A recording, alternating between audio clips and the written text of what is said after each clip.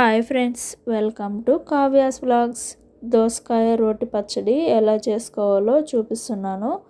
దోసకాయ, టమాటా, పచ్చిమిర్చి, హాఫ్ దోసకాయ మా పిల్లలు తినేసారండి. ఇలా ప్యాన్ పెట్టుకొని తర్వాత అందులో కొంచెం వేరుశనగ గుండ్లు వేసుకొని మీడియం ఫ్లేమ్లో వేయించుకోవాలి. వేరుశనగ గుండ్లు బాగా వేగాలి. ఎక్కువ హై ఫ్లేమ్లో పెడితే మాడిపోతాయి. ఇలా లో ఫ్లేమ్లో పెట్టుకొని కలుపుకుంటూ బాగా వేయించుకోవాలి. అందులోనే 1 టేబుల్ స్పూన్ నువ్వులు వేసిన వెంబటే చిటపటలాడిన వెంబటే తీసేసుకోవాలి.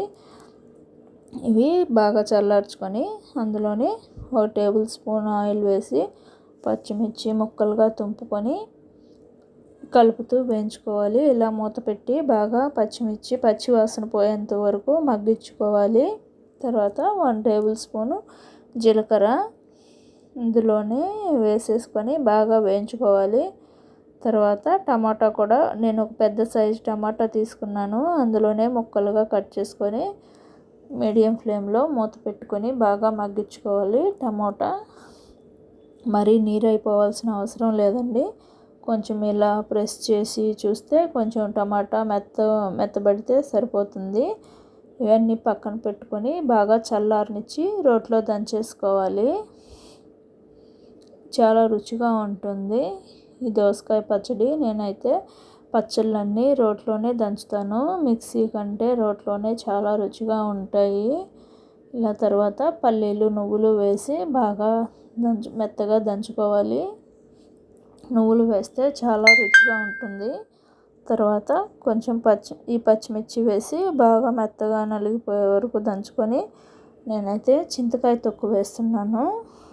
లేదంటే మనం టమాటా మగ్గించేటప్పుడు కొంచెం చింతపండు కూడా వేసుకొని మగ్గిచ్చేసి దంచుకోవచ్చు. నేను చింతకాయ తొక్కు వేస్తున్నాను కాబట్టి చింతపండు వేయలేదు. చింతకాయ తొక్కుతో కూడా చాలా రుచిగా ఉంటుంది. ఒకసారి ట్రై చేసి చూడండి. ఇది అన్నీ బాగా వాడ్చాం కాబట్టి 2 డేస్ 3 డేస్ వరకు చెడిపోకుండా అలాగే ఉంటుందండి. 2 డేస్ ఉంటుంది. ఫ్రిడ్జ్లో పెట్టాల్సిన అవసరం లేదు. రొట్టె పచ్చళ్ళు ఏవి కూడా ఫ్రిడ్జ్లో పెట్టకూడదండి. దోసకాయ ముక్కలు హాఫ్ వేసుకొని మెత్తగా నలిగిపోయే వరకు దంచుకోవాలి. తర్వాత మిగతా దోసకాయ ముక్కలన్నీ వేసుకొని ఇలా ఆనియన్స్ కూడా వేసుకొని ఇవి మెత్తగా నలగాల్సిన అవసరం లేదు. కొంచెం తింటుంటే నోటికి తగులుతూ క్రిస్పీగా దోసకాయ ముక్కలు తగులుతుంటే చాలా బాగుంటాయి. ఇవి అలా దంచుకొని కొంచెం సాల్ట్ వేసుకోవాలి. చింతకాయ తొక్కు వేసుకునే వాళ్ళు ఎక్కువ సాల్ట్ పడదు. నాకు కొంచెం తక్కువగా అనిపించి వేసుకున్నాను. ఇలా పోపు పెట్టుకొని అందులో కొంచెం ఇంగు కూడా వేసుకోవాలి. ఇంగు సన్నగా తురుముకున్న కొత్తిమీర వేసుకొని కలిపేసుకోవడమే. నా వీడియో నచ్చితే లైక్ చేసి సబ్స్క్రైబ్ చేసుకోండి. మరెన్నో వీడియోస్ కోసం కామెంట్ చేయండి.